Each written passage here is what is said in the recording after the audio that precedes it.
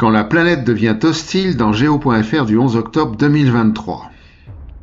Les conclusions d'une étude interdisciplinaire publiée dans la revue scientifique américaine PNAS indiquent que certaines régions du globe seront inhabitables si la température dépassait les 1,5 degrés. Selon cette hypothèse, plusieurs milliards de personnes seraient chaque année exposées à une chaleur et à une humidité extrêmes. Le corps humain ne peut pas résister longtemps à la combinaison de ces deux facteurs. Les réactions vont du simple coup de chaleur jusqu'à la crise cardiaque, les deux pouvant être fatales. Les chercheurs ont souligné le fait que des températures et une humidité dépassant les limites humaines n'ont été enregistrées qu'un nombre de fois limité dans l'histoire de l'humanité. Et seulement pendant quelques heures, en Asie du Sud-Est et au Moyen-Orient. Si les températures mondiales devaient croître de 2 degrés par rapport au niveau pré-industriel, les 2,2 milliards d'habitants du Pakistan subiraient chaque année un grand nombre d'heures de chaleur dépassant la tolérance humaine. Il en serait de même pour la population de la vallée de l'Indus, en Inde, les 800 millions d'habitants de l'Afrique subsaharienne et le milliard d'habitants de l'Est de la Chine. Enfin, si le réchauffement de la planète se poursuivait à 3 degrés au-dessus des niveaux pré-industriels, des niveaux de chaleur et d'humidité dépassant la tolérance humaine affecteraient la côte Est et le centre des États-Unis, de la Floride à New York, mais également de Houston à Chicago. Il en serait de même pour l'Australie et l'Amérique du Sud. Rappelons-nous, la vague de chaleur qui a touché l'Oregon et causé la mort de plus de 700 personnes en 2021. Pains et pesticides dans la relève et la peste.fr du 12 octobre 2023.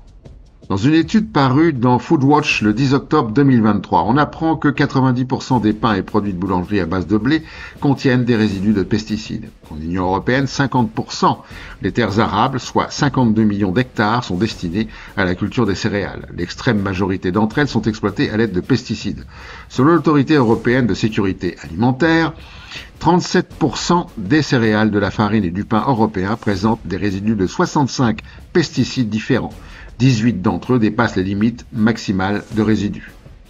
Chaque hectare de céréales reçoit 4 à 6 traitements de pesticides pendant la saison de croissance des plantes. En France, 50% des traitements avec des pesticides sont destinés aux cultures céréalières. En Allemagne, les champs de blé d'orge concentrent à eux seuls 45% de l'utilisation de pesticides. La propagande des compagnies pétrolières gagne les esprits dans Vert.eco du 13 octobre 2023.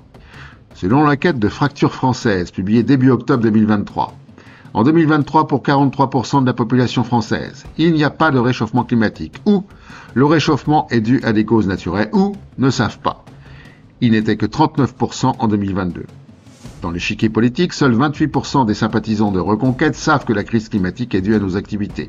Ce chiffre atteint péniblement 57% dans le parti du président.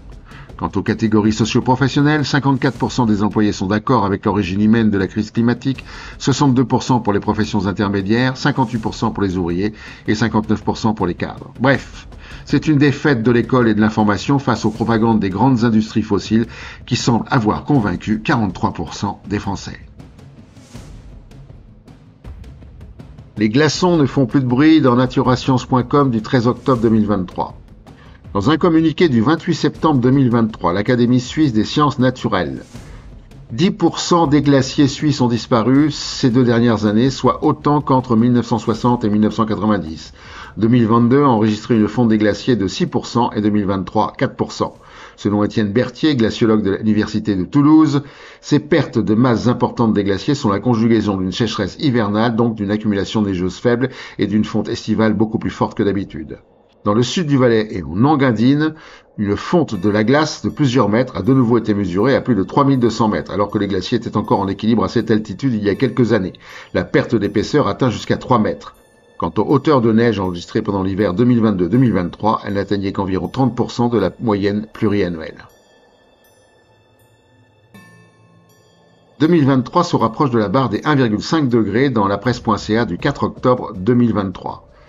Le Service sur le changement climatique, C3S, de l'Observatoire européen Copernicus, a annoncé jeudi 28 septembre 2023 que de janvier à septembre, la température moyenne mondiale est de 1,4 degrés au-dessus de la moyenne pré-industrielle, 1850-1900. Cette moyenne pourrait encore augmenter sur les 3 derniers mois de l'année compte tenu de la montée en puissance d'El Niño. Il n'est pas acquis que 2023 atteindra 1,5 degré, mais nous en sommes assez proches, a déclaré Carlo Buontempo, directeur du C3S. Toutefois, l'Organisation météorologique mondiale a estimé au printemps que la barre des 1,5 degrés serait franchie pour la première fois sur une année entière, seulement au cours des 5 prochaines années.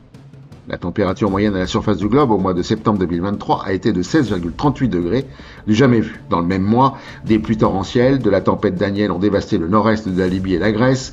Le sud du Brésil et le Chili ont aussi connu le déluge en septembre, tandis que l'Amazonie est actuellement frappée par une sécheresse extrême qui affecte plus de 500 000 habitants. La banquise de l'Antarctique se maintient à un niveau bas record pour la saison, tandis que la banquise arctique est 18% en dessous de la moyenne selon le C3S. Et Carlo Buontempo de C3S de conclure « Nous venons de vivre le mois de septembre le plus incroyable du point de vue climatique. Cela dépasse l'entendement. » Et pour finir, la connerie de la semaine.